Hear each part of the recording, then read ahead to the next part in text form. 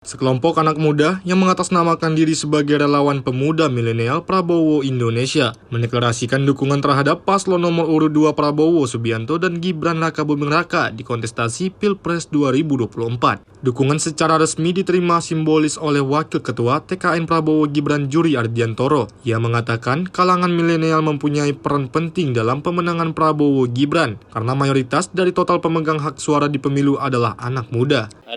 Saat ini kami menerima dari pemuda milenial Prabowo Indonesia, satu kelompok masyarakat muda milenial yang juga akan ikut bekerja membantu pemenangan Pak Prabowo Gibran untuk memenangi Pilpres 2024. Nah, dukungan ini menjadi sangat penting, di samping tim kampanye nasional Fanta juga sudah bekerja.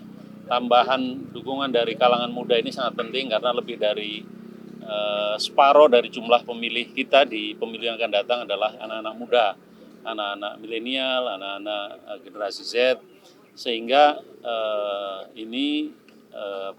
dukungan ini betul-betul kami harapkan dan kami berharap mereka tidak hanya mendukung tetapi juga bekerja mencari dukungan di kalangan milenial di antara mereka. Sementara itu, Ketua Relawan Milenial Prabowo Indonesia Fauzi menyatakan sikap dan dukungan penuh untuk Prabowo Gibran menjadi pemimpin Indonesia ke depannya.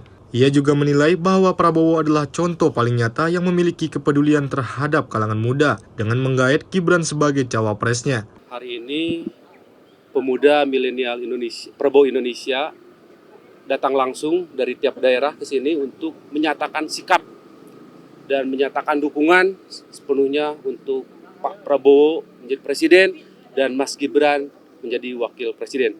Kenapa milenial harus dukung Pak Prabowo? Karena Pak Prabowo konsen terhadap milenial.